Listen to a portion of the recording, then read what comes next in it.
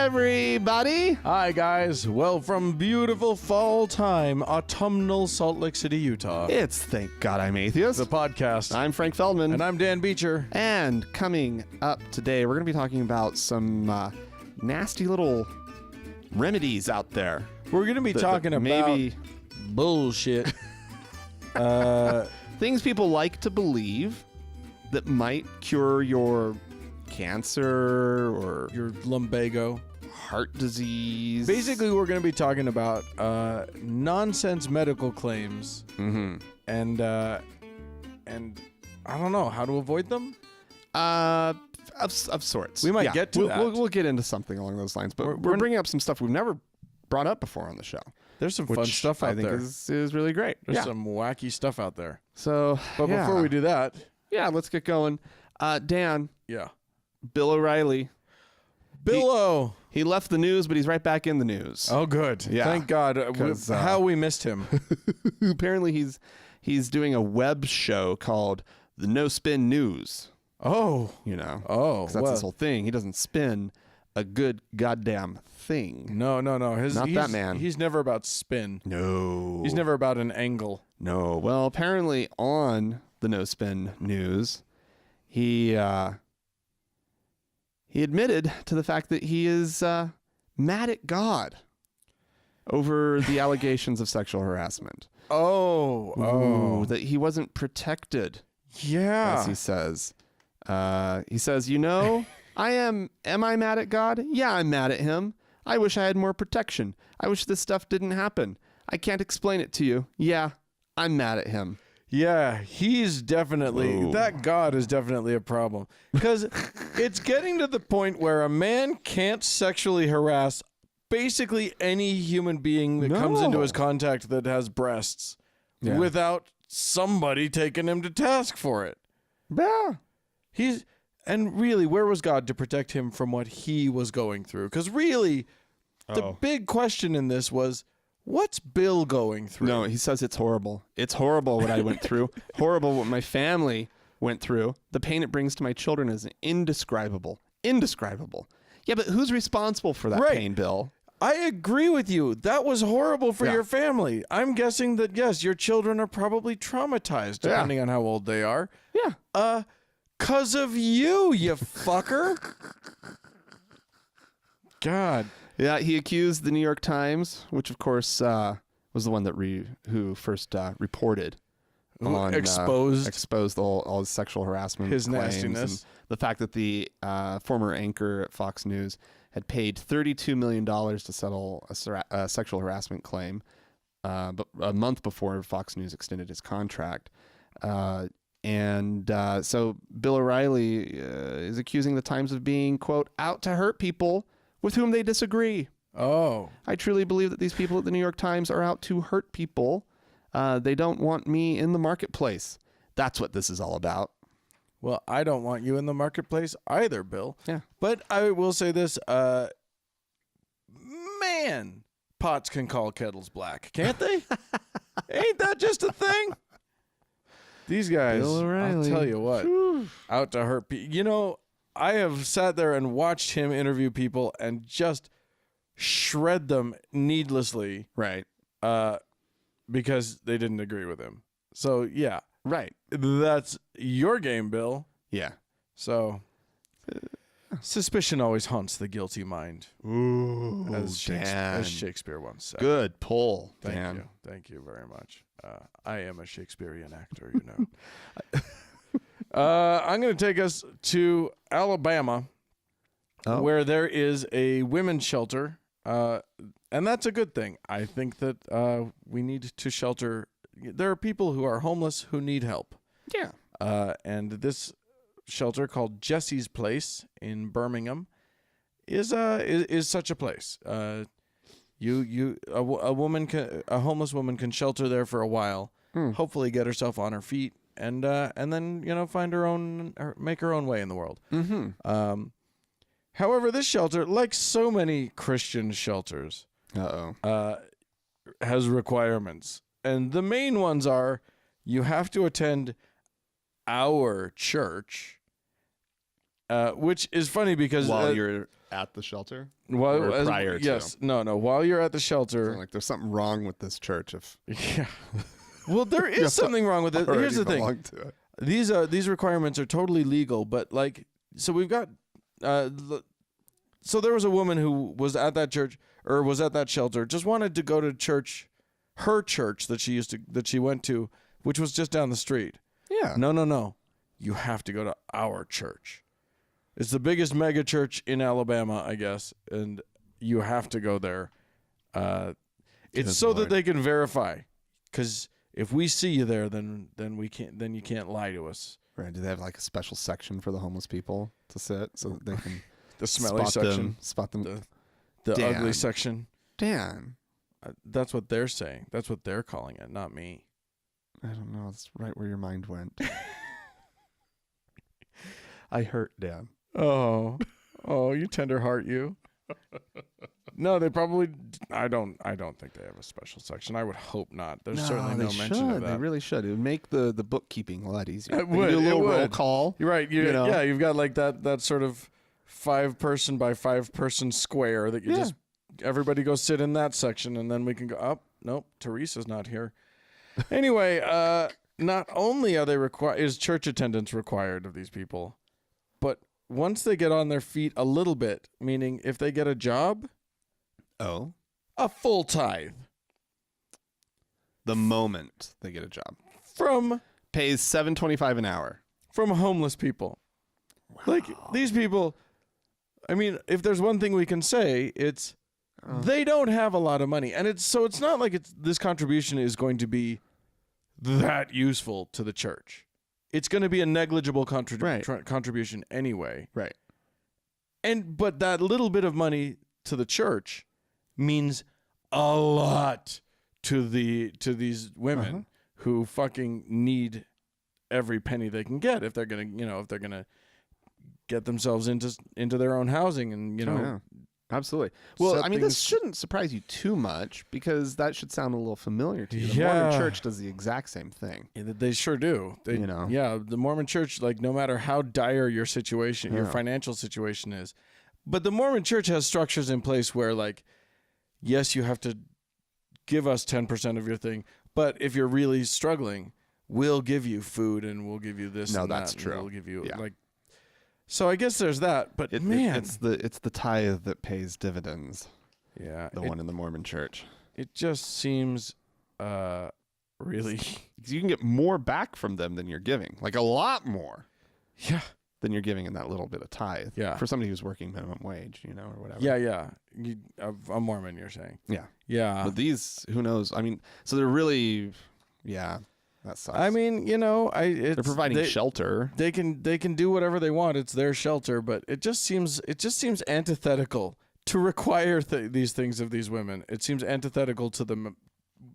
What I would assume they want their mission to be. The Lord just wants what is His, right. and then He showers you with blessings. You give Him His due, and it's just blessing after blessing after blessing. I'm sure if you talk to these women, they'd feel real blessed. I bet they would say they feel blessed. Some of them would, because they found this wonderful shelter, and they feel like they're getting back on their feet. Blah blah blah. Right? Maybe. Yeah. I bet they would. I don't know. There you go, though. That's happening. Yeah. We need to get some secular shelters going. I mean, there are. Sheltering should be done by the state, really, because we should all be contributing. Yeah, there really shouldn't be a need for the nonprofit sector to be providing these services. Right. Government should just be doing it. Yeah. Yeah, we should be taking care of our citizens, and then we can also anyway. and then nobody has to be indoctrinated into. How about we create also a nice stable society so fewer people? Oh, that'd be that'd wind up homeless. That's just crazy talk. Well, anyway, some news from Canada, Dan. Oh, the Jehovah's Witnesses there are being sued in a $66 million class action lawsuit. Whoa. Which the lawsuit claims that the Jehovah's Witness leadership, that the policies of the Jehovah's Witnesses leadership protects members who sexually abuse children.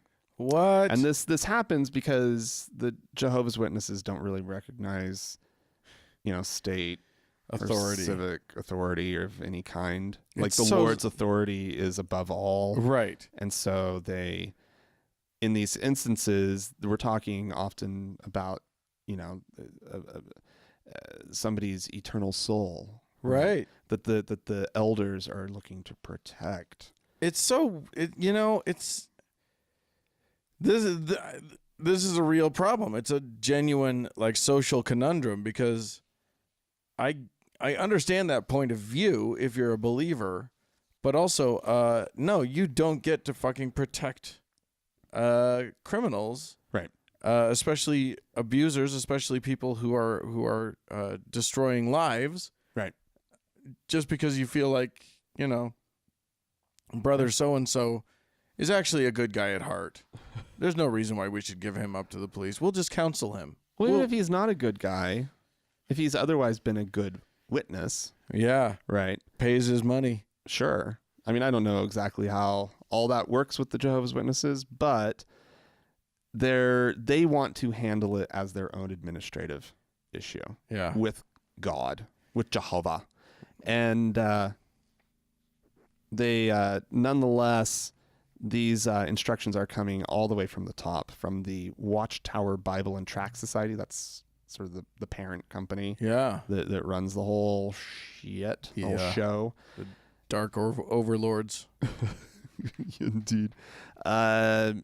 Apparently, there are at least 20 child abuse lawsuits pending against the Watchtower in the United States. Wow. And so this one's, of course, happening in Canada.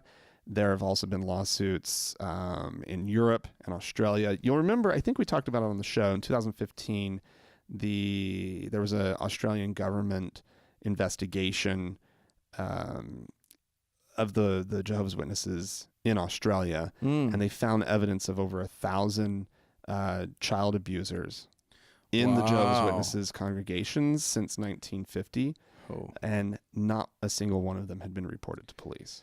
Yeah, that's a must-report scenario, kids. Yes. That's, yes. You gotta. Almost even if it's required locally or not. Yeah. This is these people need to be taken. There's a moral obligation. Absolutely. Here. Forget the legal obligation, which probably also exists in many of these places. Right. There's a moral and ethical obligation. Yeah. You shouldn't have to be told. The government shouldn't even have to require you to. No. You should just know, as a decent human being, that you have to report this. Oh, look, I've uncovered children being put at risk. Let's put a stop to that. Yeah. Yeah. Anyway. Anyway, hey, I'm going to take us now. This is the year of the 500th anniversary of Martin Luther's Reformation. Ah, indeed. Of yes. the Christian Church. Yes. So lots of fancy goings on are happening in Germany. Yes. Lutherland, as I like to call it. And so, various celebrations and various stuff. Well, one exhibit that went up isn't necessarily pleasing everybody. Oh? And that is in Berlin, an exhibit sort of basically highlighting how well the Nazis used Luther's own writings to get everybody on board with the whole "we hate Jews" thing. Oh, really? Notorious anti-Semite this Luther fellow ended up being. Apparently not in his early days, but as he progressed through his life, he got less and less patient with these Jewish folks who kept refusing to convert, even though he was very clearly right. So, he wrote a book called "On the Jews and Their Lies." That one.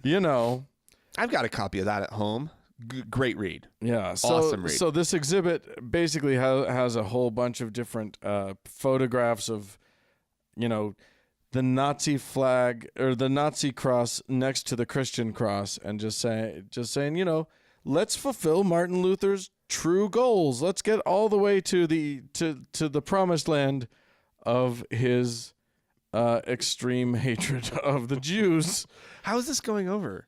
I mean, you said that it's kind of a little stirring some feathers. Right? It's ruffling some feathers. Yeah, but mostly it's, you know, it's one of those things where people in Germany, I think, are used to sort of going, oh shit, yeah, that was us too. So like there's this whole I think a lot of them are just resigned to it. But don't you think there has to be at a certain point some Nazi fatigue? Like there's just got to be this moment where you as like a German just has. I'm so tired of hearing about this. Well, yeah, it's been my entire life. Except that then it bears pointing out that, for instance, Kristallnacht, which was the night of the broken glass, where they basically went through and just they burned, I think, over 1,000 synagogues and broke the glass, you know, broke the windows of just thousands of Jewish-owned businesses, et cetera, et cetera. Right. That happened on Martin Luther's birthday, was not lost on the Nazis, and was sort of heralded by Lutheran pastors at the time who were like, we're doing it! We're doing it! Hooray! Right. What a great way to celebrate Martin Luther's birthday. He would have loved this. Yeah, something like that. It's Happy birthday, Martin Luther. Yeah. It's kind of amazing.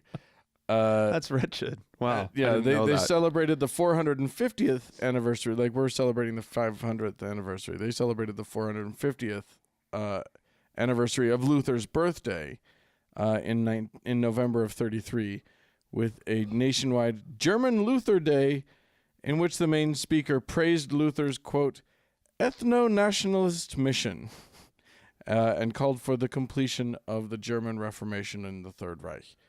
So nice. And unfortunately, he could totally back that up.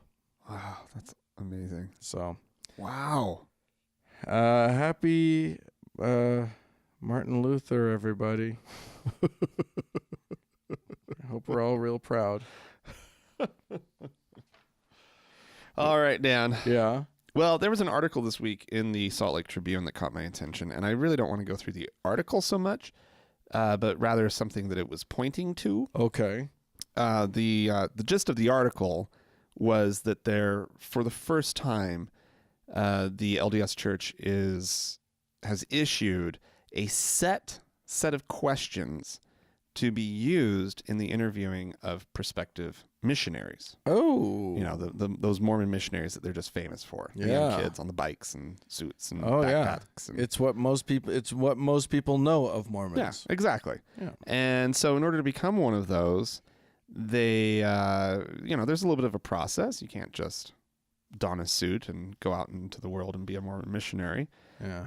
And when I interviewed to be a missionary, I was sort of under the impression that the questions that the stake president was asking me were standardized questions, because it was clear that he had sort of a rehearsed list of questions. Yeah. And so, as with like so many other things in Mormonism, there's sort of this very standardized little thing, right? Not unlike Nazism. They liked to standardize everything. Exactly. And keep records of everything. Yeah. Meticulous.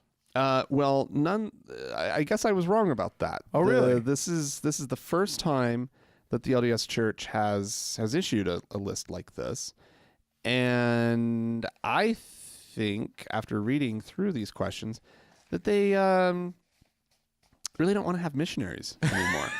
That's what I think. That's the conclusion you come to? Yeah. Well, there's some things in here that I'm just like, wow, people. Yeah.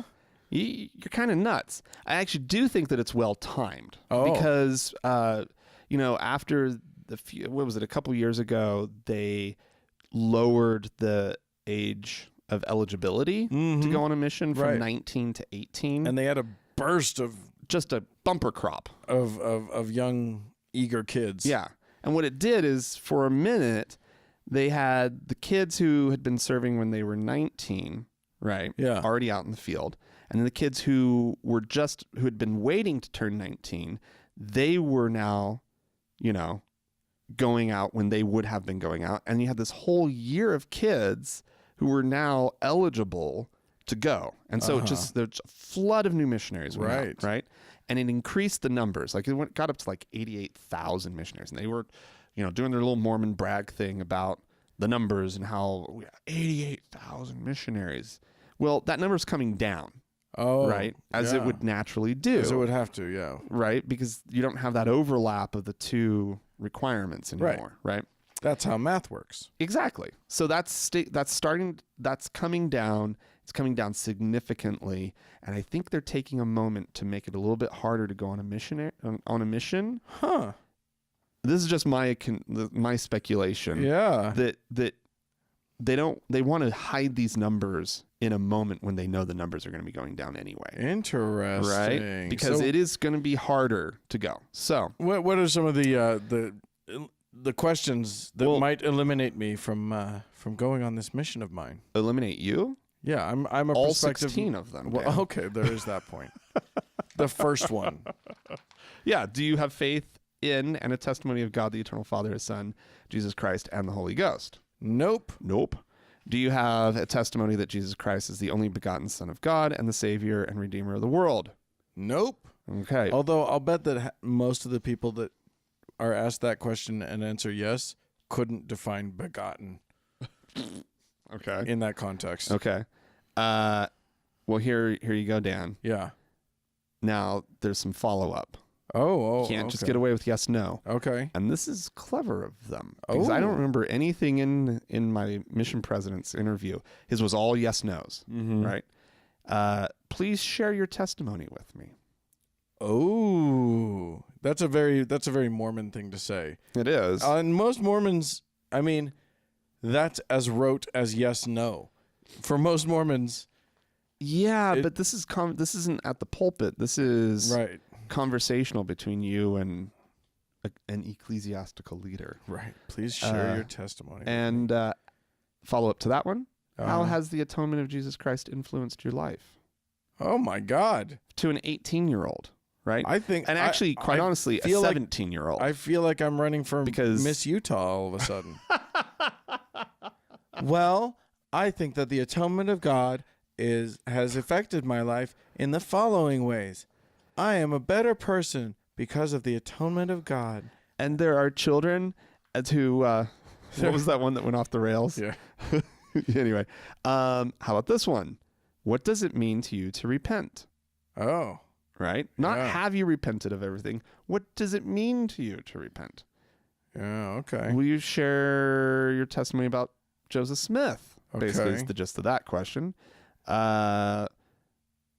Let's see. Full-time missionary service requires living gospel standards. What do you understand about the following standards? 1, the law of chastity. The law of chastity. Ooh. B, avoiding pornography. I feel like there should be a porn called The Law of Chastity. And she's in charge. Chastity is the is the sassy mistress of the bordello.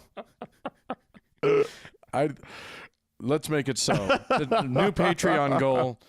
We're gonna make it goes through a few others, and then it goes on. Do you have any legal actions pending against you? Yeah. Have you ever committed a serious violation of criminal law, regardless of whether or not you were arrested, you were convicted, or the record was expunged? That's are there any legal actions against you is interesting because suddenly it occurs to me this could be a great way to get out of the country if you're like in some trouble. Right. Like smuggle yourself out on a religious visa and then you can just like chill for a while. Now I do remember some of these being on a questionnaire.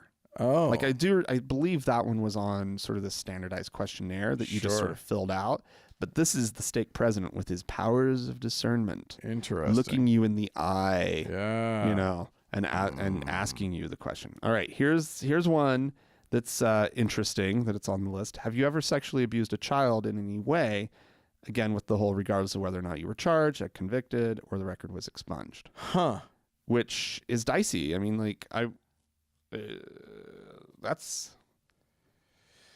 rough. Yeah. I mean, I'm proud of them actually in some way for like going straight to it. Yeah. And recognizing that, you know, an 18-year-old kid out in the world in sort of this very trusted position, and Mormons can be very trusting of missionaries, right? Letting their kids just, you know, run around that's really some kid who actually has a serious problem, right? One would hope that that's a disqualifying question. Like if you answer yes to that, one hopes, oh, we're not going to send you on that mission. Well, it says, if yes, and the abuse has not been reported, see Handbook 1, blah, blah, blah. Oh. If the abuse was previously resolved, see Handbook 1, blah, blah, blah, blah, blah, for direction. Oh. So it's a choose your own adventure. No, that one, I don't think that it's an automatic. It doesn't say if the answer is yes in the interview now and call the cops. Right. Right. Right. Have you ever committed a serious transgression? Blah, blah, blah. Support with, okay, these are all unpaid debts. Now, there was one that you were telling me about earlier that that would have affected me that I was kind of shocked by. Yeah, that one's coming up, and I'll skip to that one. Have you ever been on medication or otherwise treated for any of the following conditions? Attention deficit disorder. Yes. Attention deficit hyperactivity disorder. Same thing. Anxiety, depression, Yes. obsessive compulsive Yes. disorder, No. or autism spectrum disorder, including Asperger's. If yes, please explain. Huh. Now that's fascinating to me. Like what does ADHD have to do? Are they just worried that someone's going to get a little flighty in their No, actually there's the appendix Oh, that gets okay. into these issues. And their concern about that is they need to know whether or not you're going to be able to study. Oh. Right. Because there's a lot of study, there's a lot of memorization, perhaps there's a new language to learn. Sure. And these things take a lot of attention and a lot of focus and effort and so forth. And just because maybe you couldn't do it on your own, there were also some things in there. Well, if your companion helped you, would you be able to learn these things? Interesting. Right. So it's not an automatic excluder, but still, they're asking the question. They're concerned and they want to talk through it and make sure that you're going to be able to do this kind of stuff. And so, I mean, this list, it goes on a little bit. But what's interesting is if the stake president, in his use of his power of discernment, right, decides that he discerns that this potential prospective missionary, whatever, is perhaps not ready for a proselytizing mission. He could be, or she could be instead, called to serve a church service mission. Okay. Sure. So there's that. Well, there you go. Yeah. I just don't go on a mission. How about that? that was my really good decision. That was probably the first good, really solid decision I made in my adult life. I'm going to take us quickly to I don't know where this is. Oh, Illinois. Yeah. Joliet, Illinois. The Roman Catholic Diocese of Joliet has, of course, lovely facilities, including a cemetery. Oh. Where a woman named Marguerite Ridgway is buried, in spite of the fact that she had sort of started to lose her faith in Catholicism by the time she died. Oh. Largely due to the fact that she was pretty rattled by all the sex abuse scandals, all the child sex abuse scandals. Okay. Yeah. So her son recently decided he wanted to add something, a little je ne sais quoi, to her gravestone, and did so. So basically, he sent some money to them for the inscription, and wanted the phrase to appear on her headstone that would say, "She supported priest-rapist victims." Yeah. Wow. They weren't thrilled No. by this idea. No. I bet not. What's really funny to me is that so it's their thing, and they can make rules about whether or not you can add language like that to a headstone. Ah, yeah. They actually came back with a very reasonable alternative, I think. A little QR code that would go to a website that said it. Yeah, exactly. No, what they said was, so this is attorney Maureen Harton of the diocese, who said, "This is not a subject that we at the Diocese of Joliet shy away from. It's a sad chapter in our history." Yeah, history. That doesn't happen anymore. Don't worry. Yeah. That we think about daily. They suggested alternative wordings, such as she supported clergy sex abuse victims, or she supported victims of clergy sex abuse. I feel like that's actually kind of reasonable. Yeah. Like they could have just said, no, Yeah. you can't put that on there. We have those people here. We have clergy and priests here. Yeah. But no, instead they said, you know what? Yeah, that happened. She believed it. Let's just not say priest rape. I think that's okay. That was a little harsh for them. It's a little further than they were willing to go. But clergy sex abuse. So how's the family feel about this? Are they like, yeah, sure? Well, they're raising a little bit of a fuss. Priest rape. The father or the son who wanted to do this is quoted as saying, "I don't understand why this marker is controversial in the least." He says, "It states she supported priest rapist victims. Doesn't the Diocese of Joliet also support priest rapist victims?" Which we don't prefer. That is not our preferred language on this topic. Right, exactly. I think the phrase, it's really just an issue with the phrasing. And apparently it is. Yeah. So there you go. They acknowledge that there are clergy abuse victims. Yeah. Yeah. Sex abuse victims. So That's I think what okay. Yeah. So, I mean, I say that is, I'm giving props to the diocese and saying that is a surprisingly reasonable tack to take on this. That's where I'm coming from. Fantastic. Anyway, others may agree or disagree. And they can let us know. You can write into us, kids, podcast at thankgodimatheist.com. Or you could call and leave us a voicemail message. The telephone number is 424-666-8442. That's right. Go to the Facebook page, facebook.com/TGIA Atheist. And while on Facebook, search for the TGIA Members Only Lounge and request to join. It's a closed group, but that's what makes it awesome. Yeah. And once you're in it, it's even more awesome. It's great. And also, don't forget that we are back up with the video.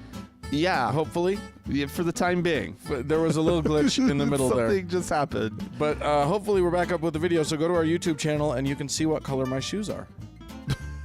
Indeed. I almost said the color. You almost was like this impulse, just be like, color, name a color.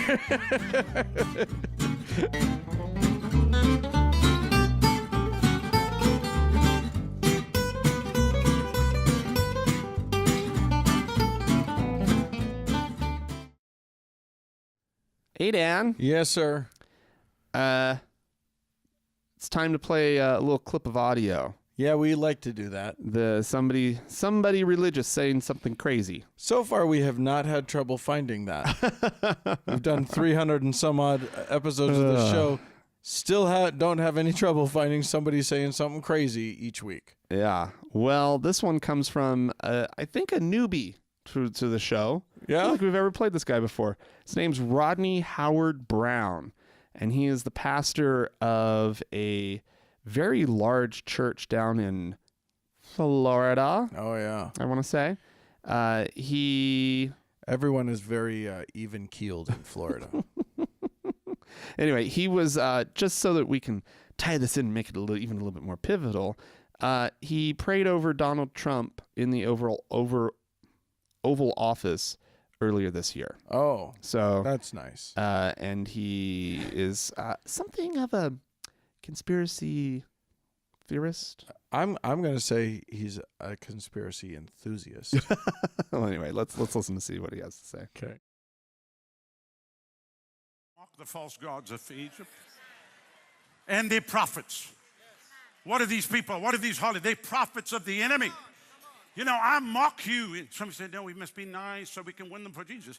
These people are full of the devil. These people can't even be reasoned with. These are not people that you can talk to, and they already have given their soul to the devil. Are you with me? These people go through seances. These people drink blood. These people sacrifice children. Somebody said they don't do that. They sacrifice children at the highest levels in Hollywood. They drink blood of young kids. This is a fact. That's why the next thing to be exposed will be all the pedophilia that's going to come out of Hollywood and come out of Washington, D.C.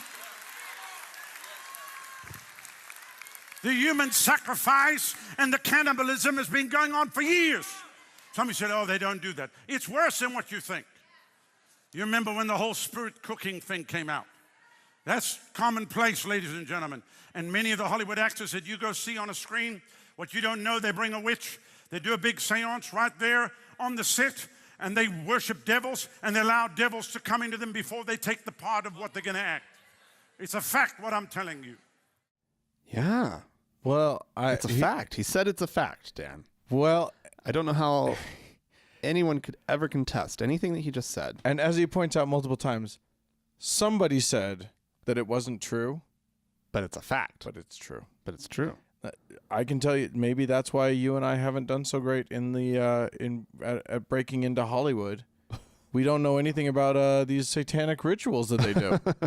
I've never sacrificed anything. Not even a goat. Much less a child. Not much less a child. Yeah, we are not drinking enough infant blood.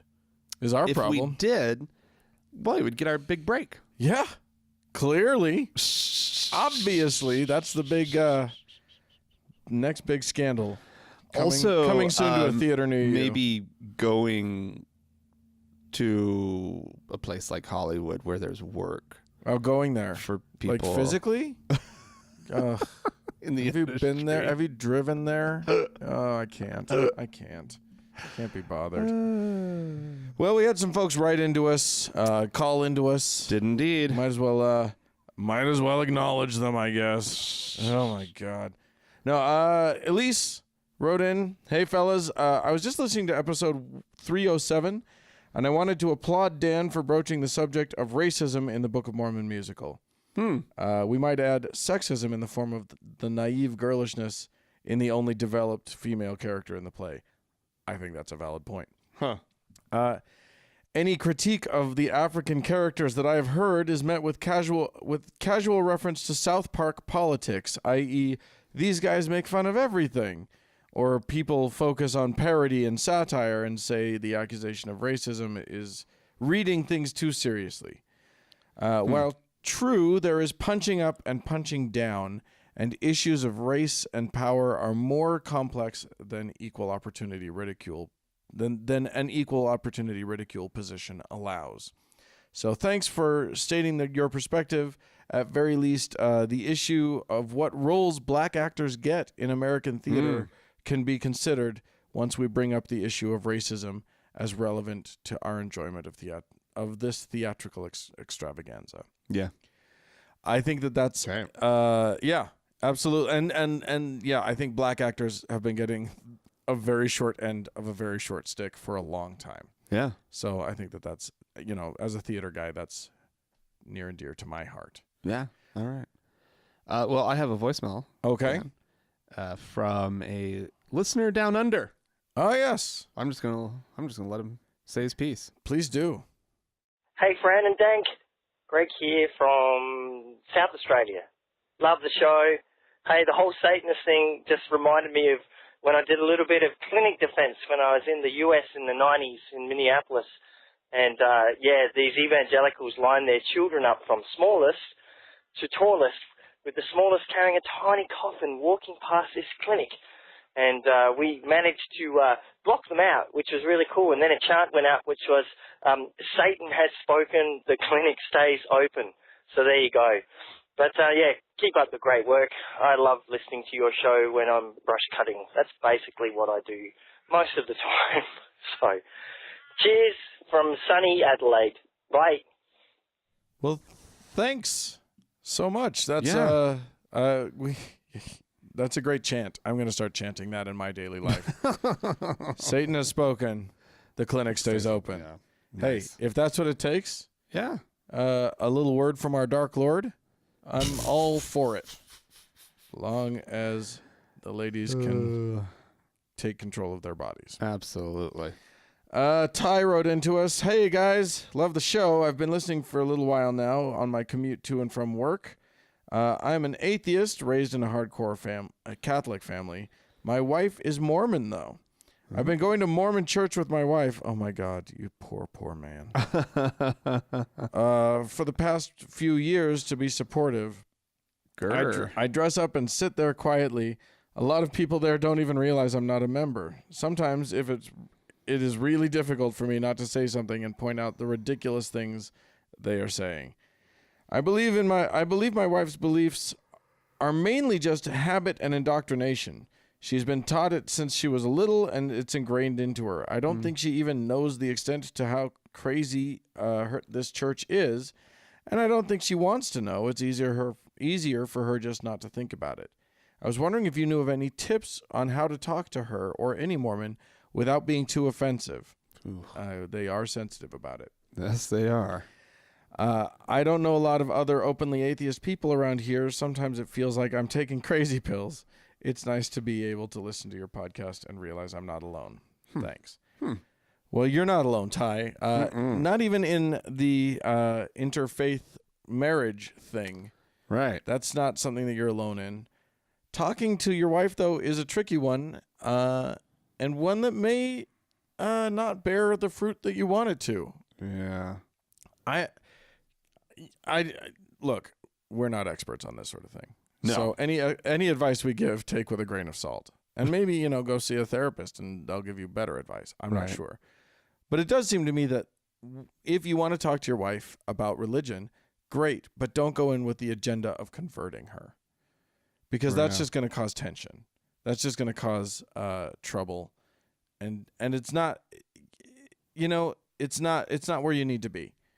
Because your job is to love her. It's not to make her agree with you on everything. Right. So I would say, it'd be nice if she came to your way of thinking. But what I would start with is create space with her, enlist her in creating space for both of you to express your honest feelings about religion.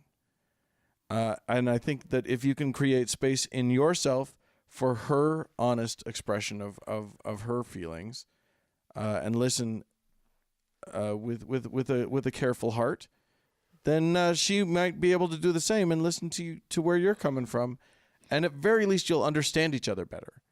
If neither of you converts to the other person's way of thinking, at very least you'll have communed on opening to each other, and that's always a good thing. Yeah, there you go. Wow, I should be a therapist. That was great. Do not listen to me. Do we have some folks to thank? Yes, we do. We actually have 3 new patrons. Okay. This week, we have Kevin, who's coming in at the faithful level. Lovely. So thank you, Kevin. We have James coming in at the Pope level. Whoa! James! Pope James! Wow. Holy cow. And we have Farty McPooper. You made coming Frank in say it at Venerable. Yay! Farty McPooper. You made Frank say Farty McPooper. I'm so happy. Yeah, so I guess that's how that works. Yeah. So if you also would like to help continue our mission here at Thank God I'm Atheist, or if you just want to make Frank say something he's not comfortable saying, go to thankgodimatheist.com and click on the Patreon tab and sign up at whatever level makes you comfortable and happy. Yeah, all of that will work. We are so grateful for all of our donors, and still, I assume, do we have the same Lord and Savior? We have the same Lord and Savior this week, everybody. Angela, our Lord and Savior, and we bless you all in her holy name. Amen. Amen.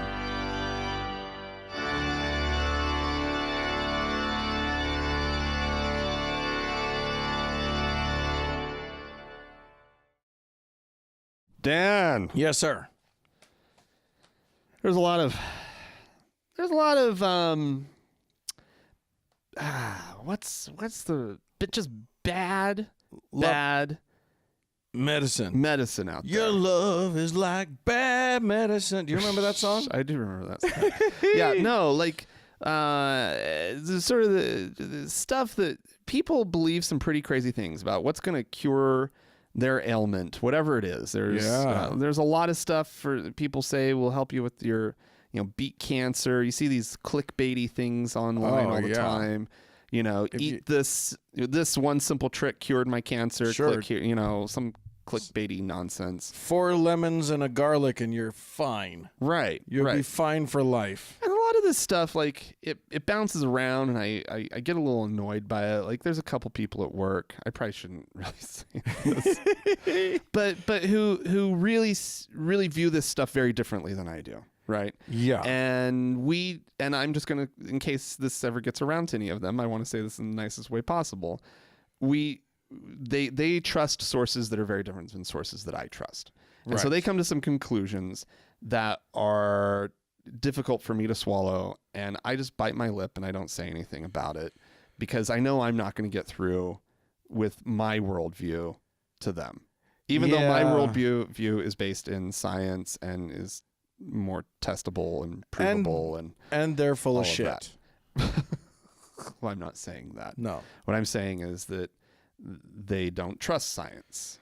And in fact, that's actually kind of at the root of this. You'll hear people say things about big pharma or the corruption at the FDA. Yeah. And so they don't trust the system, the medical system in this country. Because if a doctor were to cure a disease, then they wouldn't make all the money from treating the disease. Exactly. So there must be a conspiracy to keep the cures out of the market. Exactly. Right.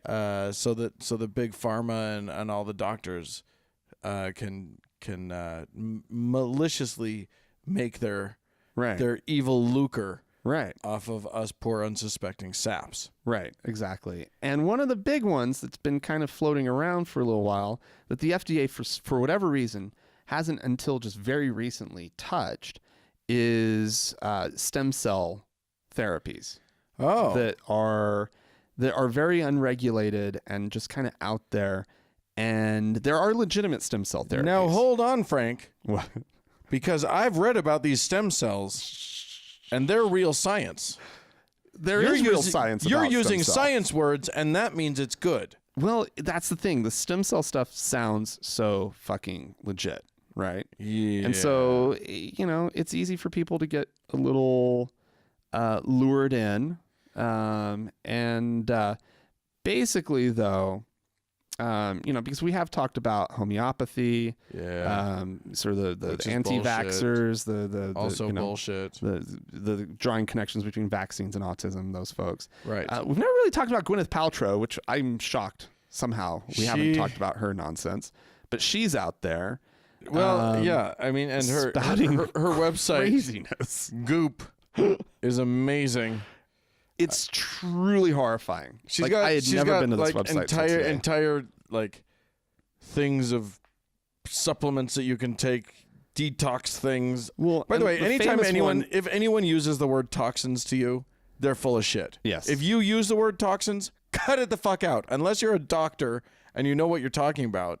If you can name the actual toxin, you can talk about toxins. If you can't name what the toxin is that you're referencing, just generically toxins. It's just this overarching toxins thing. Shut the fuck up. I don't know, Dan. Sometimes I just need a good detox. But nonetheless, and Gwyneth Paltrow with her jade egg thing, she sticks up her coochie. Yeah, right. Like, not cool. Not cool. I mean, this woman is unhinged when it comes to this stuff. Yeah, and is promoting this very anti-scientific view of sort of wellness and well-being and health and all of that crap. I mean, they have on her website, they have sprays that you can clear the air around you from bad juju. Yeah, they have. You were showing me a psychic vampire repellent spray. Yeah. Yes, indeed. I mean, isn't that just mace? Isn't that just like you can?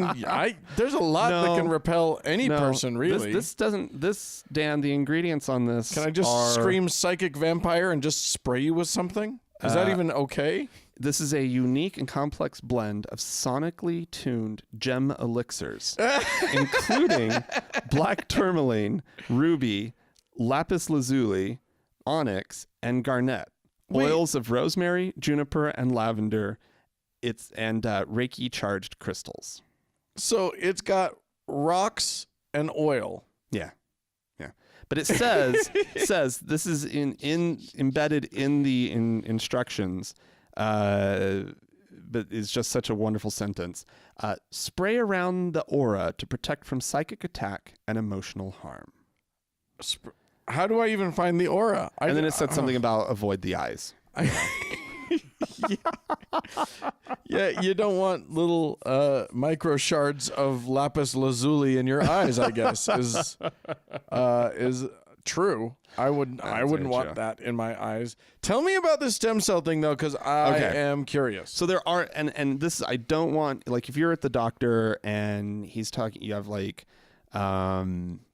maybe some sort of, like, there's very specific cancer, or maybe you have like heart disease. Apparently these two are, and there might be a couple others that I just didn't see, but these are legitimate like treatments that have gone through rigorous testing and have been shown to have an effect on improving the condition of your heart. Sure. And improving your body's, I think with it was like a bone marrow specific treatment with stem cells. It was like a transplant type thing. Sure. That's for real. Right. That's real stuff. That's all useful and medically and scientifically validated. Right. However, a stem cell clinic such as U.S. Stem Cell down in Florida, which the FDA just shut down. Oh dear. That is offering to, I can't even remember what it was. It was like blending all this like stuff with some stem cells that that they'd harvest from somewhere, and they were injecting them, intravenously. Oh God. To treat pain. Oh God.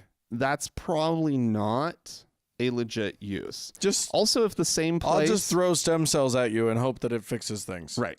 If the same place that is doing stem cell treatments is also doing ozone therapy, right? Or naturopathy, whatever this or that, right? Run screaming, because this is totally fake and bogus and potentially dangerous. There have been cases where people have had they were going in for like eye treatment of some kind with stem cells, and they were injecting the stem cells in and around their eyes. Oh dear. And then they end up having to go in and have bone surgically removed from their eyelid because the stem cells had turned to bone. Oh my God. Or another case where a guy had sort of this big mass of just bloody jelly, whatever, that had to be surgically removed because the stem cells, they didn't know what the fuck to do. Right. If you just inject them into a location, and they may not be clean. Like there's like pure stem cells. My understanding is that like there's stem cells that have no programming specialization of whatsoever or whatever. But most stem cells are a kind of cell, right? That is just and so yeah. Well, yeah, you can't tell like heart stem cells go fix an elbow because they don't. That's not what they do. Right. That's not their job. Right. And so the problem here isn't.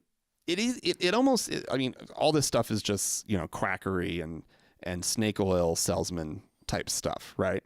And because like legitimate doctors, legitimate scientists aren't going to go through this process. They're not going to be, hiding under the radar with this treatment that the U.S. government isn't letting us use, right? Yeah, that's not the narrative of people who are legitimately trying to help you, right?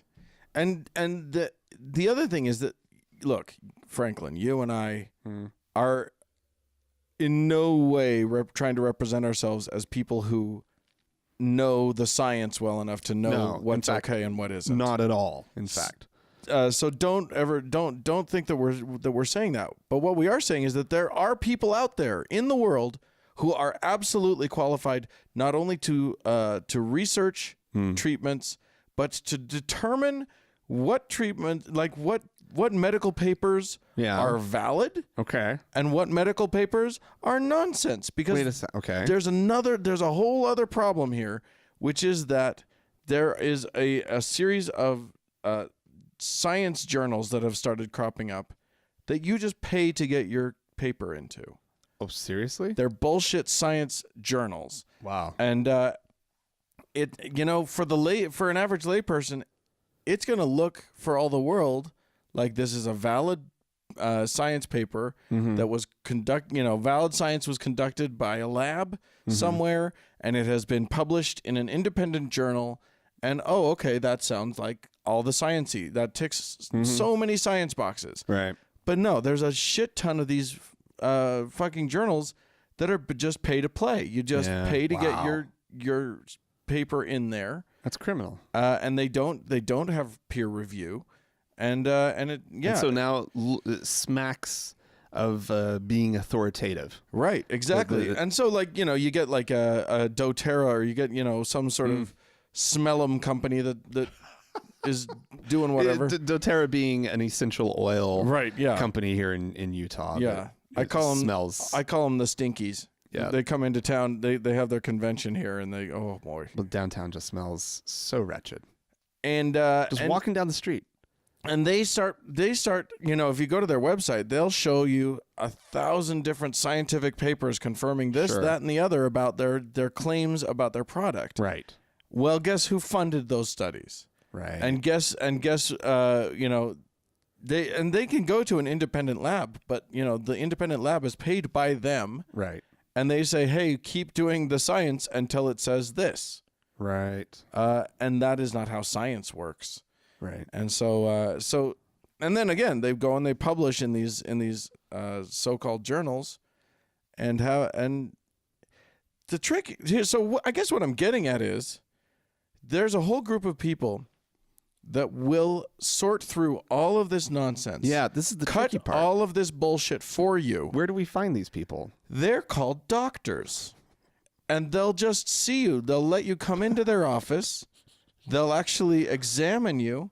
They'll hopefully be up on all of the new stuff. You can ask them, go ahead and ask them about, putting a jade egg in your vagina and see what they have to say about it. Right. Because it may be fine to do that. I don't know. I don't know what it's meant to do. It balances your chi. Oh, God. And what enhances orgasm, I think, was part of it. Well, I mean, the chi thing's bullshit. And it strengthens the muscles. Is it like Kegels? Yeah. So, I mean, maybe that's real. That's what she says it does. Yeah, I don't know. I know nothing about that. But personally, but why can't I just trust Gwyneth Paltrow? Why? Well, doesn't she have my health and my vagina in her best interest? Let me tell you something. She's very successful in Hollywood, and you know what that means? Sacrificing and drinking infant blood. She's a Satanist, and I can't trust her. This might be the one example where that's true. Oh my God. Yeah. Don't get your science from Hollywood. Don't get your science from a podcast. Right. Not this podcast. Certainly not this one. There are podcasts. Yeah, well. That have reputable... go to your doctor. And guess what? If you don't trust your doctor, go to another doctor. Yeah. The whole answer is... I had a doctor once who told me some stuff that was bullshit. And doctors can make mistakes too. Mm-hmm. Get a second opinion. Yes. Talk to someone else who's unaffiliated with that first doctor. Absolutely. And that's how you do the checks and balances. Right. You don't go, oh, that doctor was bullshit. Guess I'll try lemons. All doctors are bullshit. Right. All I need is a master cleanse, and everything will be fine. Never underestimate the power of cayenne, greatly reduced in with mostly water, a tiny bit of lemon, and some honey. Yeah. That is going to get you all fixed up, Dan. Here's what ails you. Well, Your innards are just going to be all cleaned out. at very least, it'll You're going cure to be that. in sort of this euphoric state while your body goes into starvation mode. But it feels great. For a minute. Then it'll probably cure that cheery disposition you've always been plagued with. Wait, my cheery disposition? I'm saying you as the general you. Oh, I'm guessing that I I know. was confused about my cheery disposition. No, you don't have a cheery disposition. How dare you, Dan? See? Proved it. I'm just saying, if I did a master cleanse, I'd probably get grumpy. That's what I'm saying.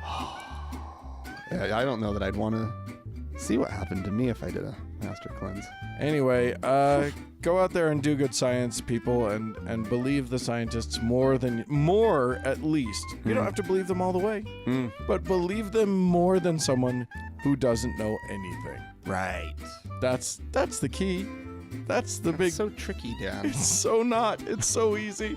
All right. Hey, listen, if you guys want to write into us and tell us how wrong we are about all of the things, you can do so. Podcast at thankgodimatheist.com.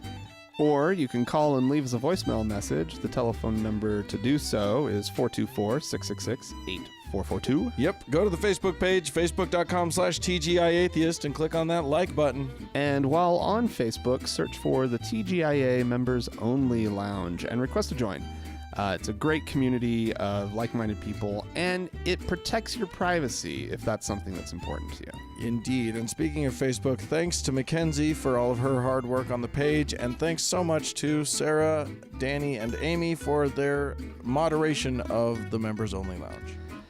And, of course, we have to thank, because it's great, the providers of our music, the Red Rock Hot Club, and Gordon Johnston. Indeed. And thank you, dear listener, for tuning in. We sure do appreciate it when you do. Bye-bye.